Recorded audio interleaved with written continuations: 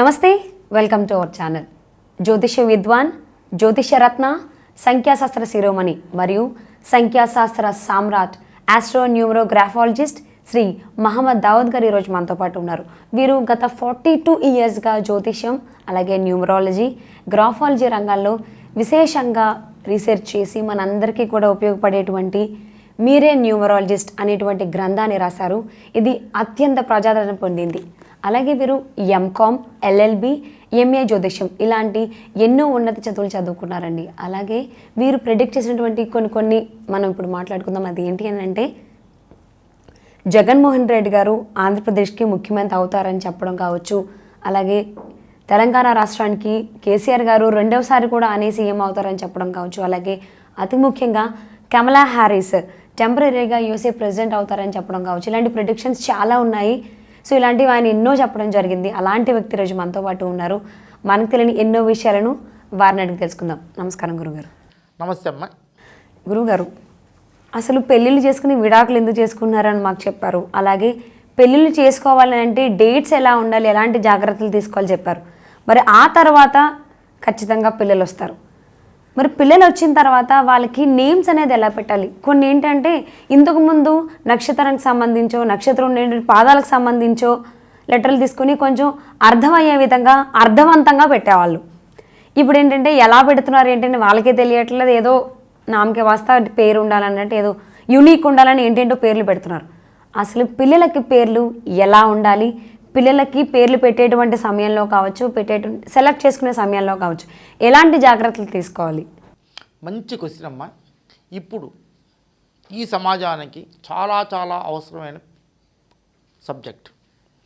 చాలామంది ఇప్పుడు ఏంటంటే బిడ్డ పుట్టగానే, మా పాతకాలంలో అయితే పాతకాలం 50-60 ఏళ్ల క్రితం ఆ బిడ్డ పుట్టగానే ఆయన ఆ ఊళ్ళో ఒక సిద్ధాంతి గారు ఒక పురోహితులో ఉండేవాళ్ళు.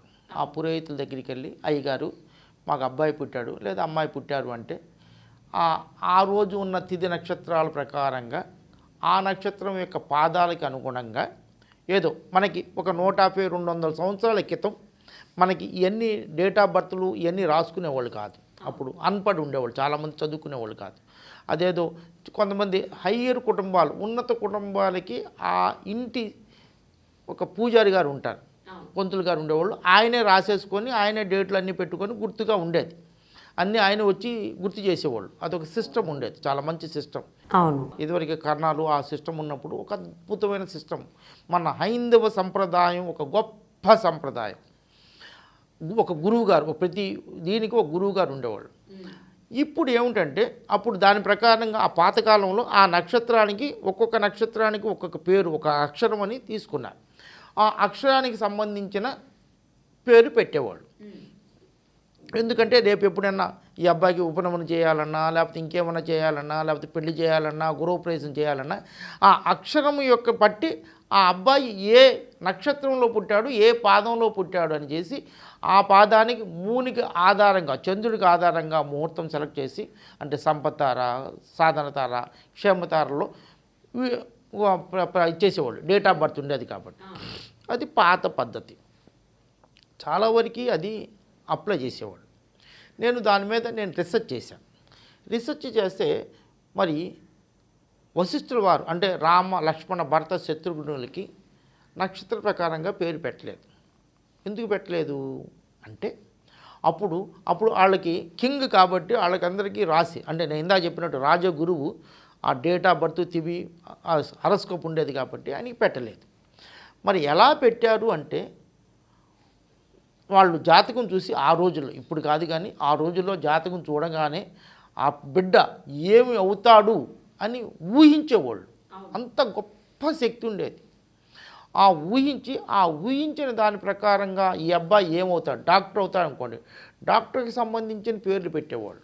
ఇంజనీర్ అయితే ఇంజనీరింగ్కి సంబంధించి పేర్లు పెట్టుకోవాలి. ఆ వశిష్ఠుల వారు రామ, లక్ష్మణ, భరత, శత్రుఘ్నులు కాస్త గ్యాప్లో ఒకేసారి పుట్టారు కదా. ఆయన చూసి రాములు వారి జాతకం చూసుకొని ఈయన ఒక మహానుభావుడు, ప్రపంచానికి ఒక దశ నిర్దేశం చేసే వ్యక్తి అని చూసి ఆయనకి రామ అనే పేరు పెట్టాడు. రామ అనేది ఒక తారక మంత్రం. మీరు కూడా రామ అనండి, మీలో ఉన్న నాడులన్నీ కూడా ఉత్తేజపడతాయి. రియల్, మీరు కూడా అనండి. రామ అనగానే మీలో బాడీలో ఒక వైబ్రేషన్స్ వస్తాయి. అంతటి గొప్పటి పేరు పెట్టాడు, నక్షత్రం ప్రకారం పెట్టలే. అందువల్లే రాముల వారు ఇప్పటికి కూడా ప్రతి వీధిలోనూ రామాలయం ఉంటుంది కదా. తర్వాత లక్ష్మణుడు. లక్ష్మణుడు అంటే ఆ జాతకం చూసి ఆయన ఆలోచించి, లక్ష్మణుడు అంటే సర్వ శుభ లక్షణములు కలిగిన వాడు లక్ష్మణుడు. అంటే is a very good man, అన్నిట్లో సర్వ శుభ లక్షణములు. అందువల్లనే అన్నగారితో చిన్నప్పుడు నుంచి ప్రయాణం చేసి, ఆ తర్వాత పెళ్ళప్పుడు కూడా, తర్వాత అరణ్యవాసం వెళ్ళినప్పుడు ఆయనతో వెళ్ళి లంకకి వెళ్ళి లంకలో ఆ శత్రువును ఓడించి మళ్ళీ అన్నగారిని వదిన గారిని తీసుకొని ఇంటి దాకా రాగలిగాడు. అబో అనలేదు కదా, ఇప్పుడు వాళ్ళేదా నువ్వు చూసుకొని నాకు తెలియదు అనేవాళ్ళు.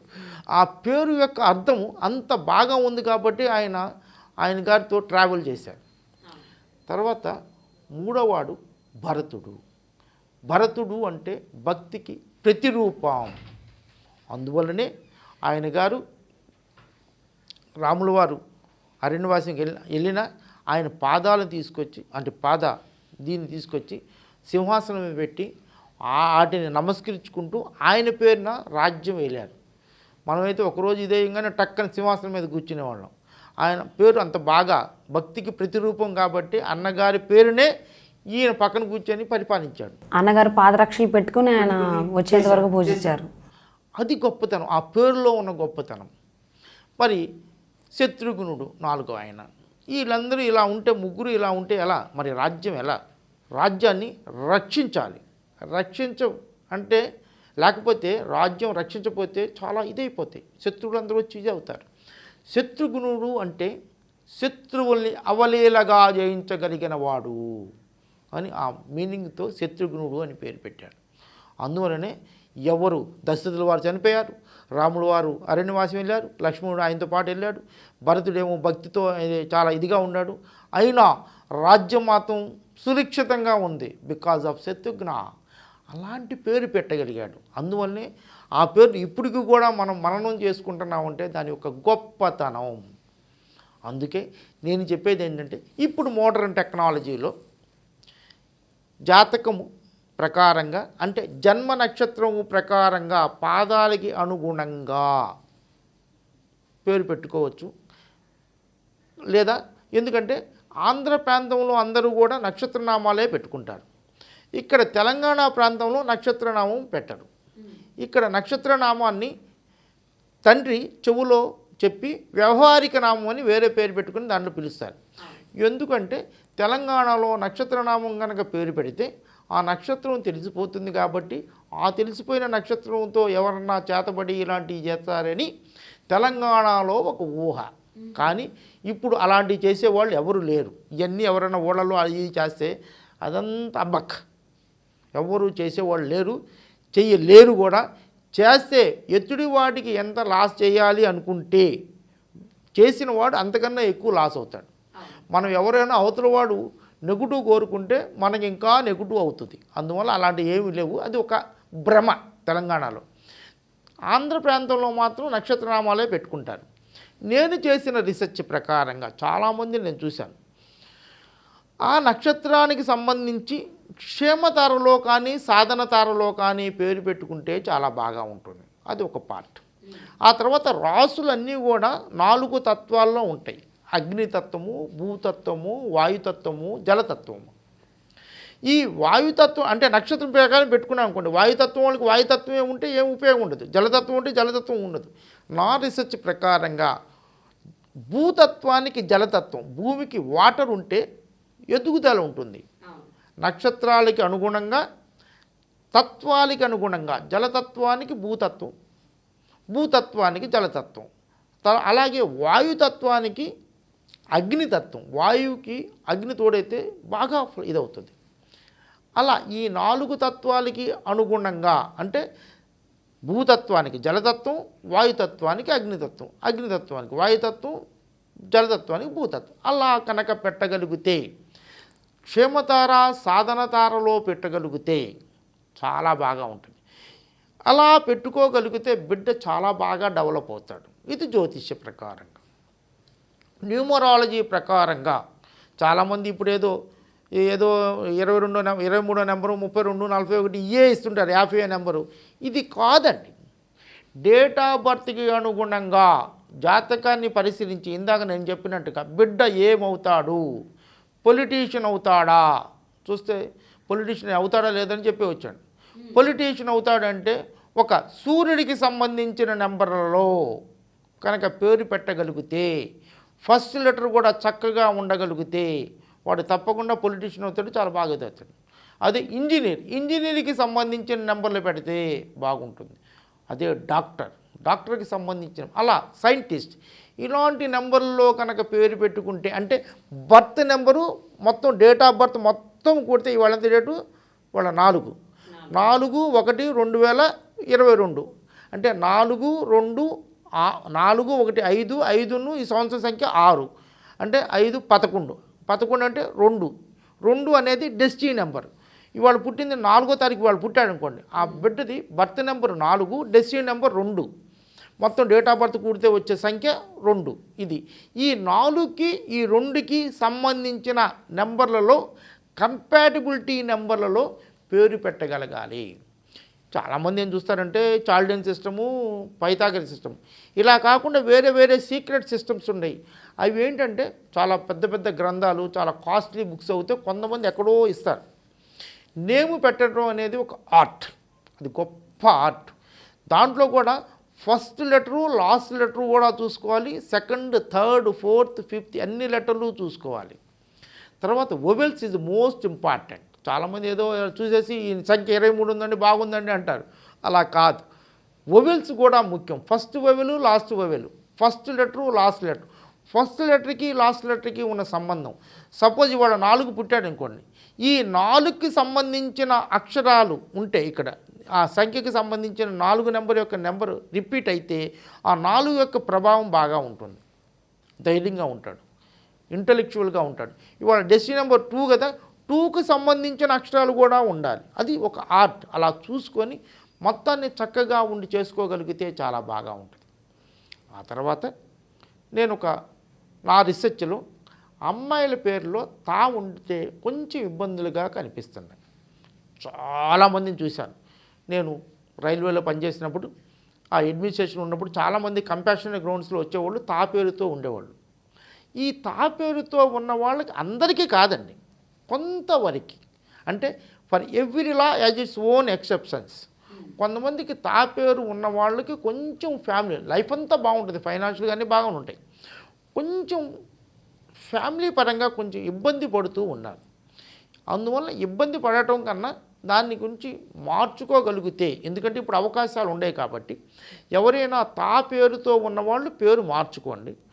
ఆల్రెడీ ఇప్పుడు పుట్టబోయే బిడ్డలకి మాత్రం మై హంబుల్ రిక్వెస్ట్ ఏంటంటే తాతో పేరు పెట్టుకోకూడదు. ఎందుకంటే చాలామంది ఆంధ్ర ప్రాంతంలో ఉన్నవాళ్ళు విశాఖ నక్షత్రం అండి తాతో పేరు పెట్టుకోవాలి అని చాలామంది పేర్లు పెట్టుకుంటూ ఉంటారు. ఆ పేర్లు పెట్టుకునే కన్నా తా లేకుండా నేను చెప్పినట్టుగా క్షేమతార సాధనతారలో పేరు పెట్టుకోగలిగితే ఇంకా చాలా బాగుంటుంది. ముఖ్యంగా అమ్మాయిల పేరులో మాత్రం తా వద్దు.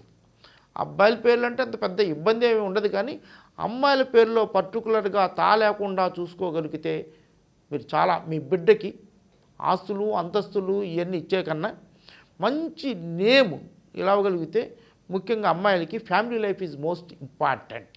మీరు మీ సంఘంలో మీ పక్కన ఇంటి పక్కన మీ చుట్టాల్లో చూడండి, తా ఉన్నవారి పరిస్థితులు ఫ్యామిలీ లైఫ్ ఎలా ఉందో దాన్ని పెట్టుకుని మీరు దిస్ ఈజ్ ఎగ్జాంపుల్. మీరు ఎవరైనా చూసుకోండి, మీ చుట్టాలు ఎవరినైనా చూసుకోండి, పురాతన గ్రంథాల్లో ఉన్నవాళ్ళు చూసుకోండి, ఎవరైనా తా ఉన్నవాళ్ళు ప్రజెంట్ ఉన్నవాళ్ళను కూడా చూసుకోండి, వాళ్ళ లైఫ్ ఎలా ఉందో అలా చూసుకొని దిస్ ఈజ్ మై రీసెర్చ్. మీరే న్యూమరాలజిస్ట్ అనే బుక్లో కూడా రాయటం జరిగింది. దాంట్లో పేరు ఎలా పెట్టుకోవాలి అనేది ఇది కూడా బాగా ఇచ్చేసాను. దాంట్లో చాలా చాప్టర్స్ ఉన్నాయి, 440 పేజీలతో ఒక సమగ్రమైన నేను చేసిన రీసెర్చ్ అంతా కూడా ప్రజలకు అందించాలి. నా knowledge should not go to burial ground అనే ఉద్దేశంతో బుక్ రాశాను. ఒక 2000 మందికి క్లాసెస్ చెప్పాను. అందువల్ల ప్రతి ఊళ్ళోనూ నా స్టూడెంట్లు ఉంటారు, లేదా నా బుక్ చదువుకున్న వాళ్ళు ఉంటారు. అందువల్ల ఈ పేర్ల విషయంలో జాగ్రత్తగా చేసుకోండి. ఏదో మ్యాథమెటిక్స్ లాగా చేసుకోకుండా అమ్మాయిల పేరులో తా లేకుండా చక్కటి పేరు పెట్టుకోండి. మనం రేపు బిడ్డ పుట్టంగానే 41 రోజు గారి చాలా ఫంక్షన్లు చేస్తాం, లక్షలు ఖర్చు పెడతాం. మొన్న ఒక అతను చెప్పాడు, మందు బాటిల్కే 2 లక్షలు అయిందండి అని. అలా వీటికి ఖర్చు పెట్టే కన్నా ఏమన్నా మీకు నమ్మకం ఉన్న మంచి జ్యోతిష్యము, న్యూమరాలజీ వాళ్ళని తెలిసిన వాళ్ళని, మంచి వ్యక్తిని కలిసి ఏదో ఆయన అడిగిన సంభావన అంతవరకు ఇచ్చి బిడ్డ పేరు అనేది 100 సంవత్సరాలు జీవితం కాబట్టి ఓపికగా మంచి అర్థవంతమైన పేరు. ఇందాక నేను చెప్పాను, అర్థవంతంగా ఉండాలి. ఏదో కట్ చేసి అటు ఇటు చేస్తారు, అలా లేకుండా అర్థవంతంగా చాలా మంచి పేరు పెట్టుకుంటే బిడ్డకి మంచి ఆరోగ్యం ఇచ్చిన వాళ్ళు అవుతారు. ఆరోగ్యం ఉంటుంది, అదృష్టం ఉంటుంది, మంచి ఫ్యామిలీ లైఫ్ ఉంటుంది, ఫైనాన్షియల్ స్టేటస్ ఉంటుంది, సంఘంలో గౌరవం ఉంటుంది. ఒక్కొక్క బిడ్డకి చాలా రెస్పెక్ట్ ఇస్తుంది. అబ్బా చాలా మంచి పిల్లోడే అంటారు. ఒకడు ఎంత మంచోడైనా ఆడా అంటారు, వీళ్ళకి తెలియపోయాడు. లైక్ దట్ అలా మంచి పేరుతో పేరు పెట్టుకొని బిడ్డకి మంచి భవిష్యత్తు ఇవ్వండి. ఈ ప్రోగ్రాం మీకు నచ్చినట్టయితే లైక్ చేయండి, సబ్స్క్రైబ్ చేయండి, మీ ఫ్రెండ్స్ రిలేటివ్స్కి అందరికీ ఫార్వర్డ్ చేయండి. ఈ ప్రోగ్రాం మీద మీ కామెంట్స్ని నిర్మోహమాటంగా కామెంట్ బాక్స్లో తెలియజేయండి. ఇంకేమైనా డౌట్లు ఉన్నా కూడా కామెంట్ బాక్స్లో తెలియజేస్తే నేను కామెంట్స్ అన్నీ చూస్తాను, అన్నిటికీ నేను రిప్లై ఇస్తాను. అందరూ ఆనందంగా, ఆరోగ్యంగా, సంతోషంగా, ఐశ్వర్యవంతంగా, మరీ ముఖ్యంగా పీస్ ఆఫ్ మైండ్తో ఉండాలని మనస్ఫూర్తిగా కోరుకున్నాను. God bless you all. నమస్తే.